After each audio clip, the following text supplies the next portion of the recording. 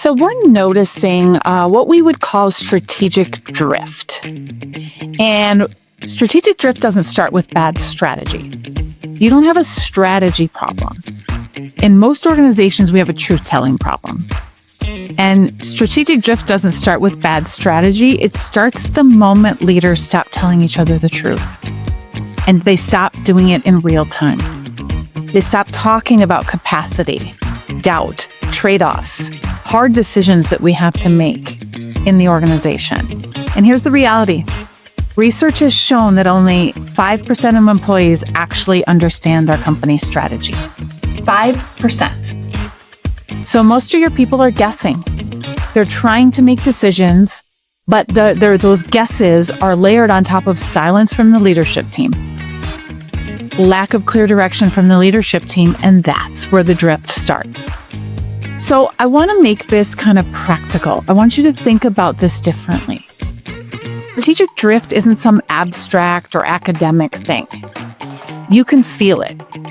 And you feel it when you keep saying yes, but nothing ever comes off the list. When the unimportant all of a sudden becomes a priority because it's loud and it's urgent. So we're reacting instead of responding. You have systems, scorecards, frameworks. They're all wallpaper, but they're not actual decision tools. Everyone nods in the meeting. We all agree. And then we have the meeting after the meeting in the hallway. That's strategic drift. It's not a big dramatic moment. It's 1,000 quiet compromises and things that chip away. Sure, we can do that. We can take that on. We'll just add it to the list. We'll work a little bit harder. We'll ask more of our team, or we'll figure it out, is the one we hear the most. No, you won't. Because you never had the conversation about what you're not going to do. It's one of the most important parts of strategy. And here's the really uncomfortable part for most leaders to hear. Most strategies don't fail because the idea is bad. They fail at execution. Only a small percentage of leaders are actually strong at both strategy and execution. And the gap in the middle of that skill set is where we start to see drift happening. Because leaders don't tell the truth about capacity. We don't have the people or the time to be able to do this. We don't tell the truth about our doubt.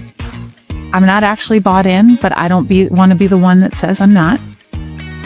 And we don't tell the truth about trade-offs. If we say yes to this, something else has to stop or slow.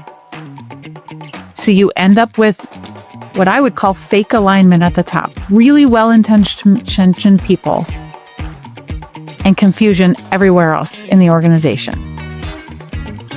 But here's the good news. You don't need a bunch of new stuff. You need the basics you already have, and you need to refine the frameworks that you already have. So there's 3 things I'm going to recommend to help avoid as much drift as possible in your strategy and in the growth of your organization. Make truth-telling the norm and not an act of courage. When we start telling the truth, saying what we honestly feel, talking about the obstacles and issues in the way, we change the conversation. What are we pretending not to know about what's going on? What are we not saying that needs to be said? The second thing you do is use your systems and frameworks to have hard conversations, not avoid tough conversations, right? Lean on those frameworks to say, how is this going to happen if we don't do X, Y, and Z? If it doesn't move something that's really significant to us, a core metric for the business, then it's a no. We have to start making those trade-offs for ourselves, for the health of the business, and for our team. And then design your offsites for honesty and not output. The best offsites we're doing right now with companies aren't the ones with the most slides and the most stuff packed into a tight agenda. They're the ones where leaders are slowing down, where teams are able to actually do the work to say, I'm not aligned.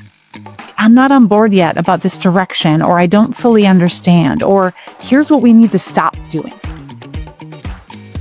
In those offsites, you should walk out with a list of things to stop doing, not just a bigger to-do list. So strategic drift, if you're feeling it, it's not mysterious.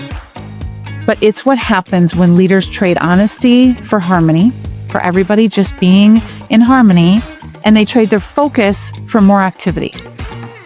And what's created is this illusion that we're all feeling is that we're busy. So your strategy might be good enough. The question is, are you and your leadership team willing to tell the truth in the moment so you can actually protect your strategy? Because if not, strategic drift is going to make the decision for you. And by the time you realize it will be too late to achieve the strategy. So where do you need to focus as an executive leadership team?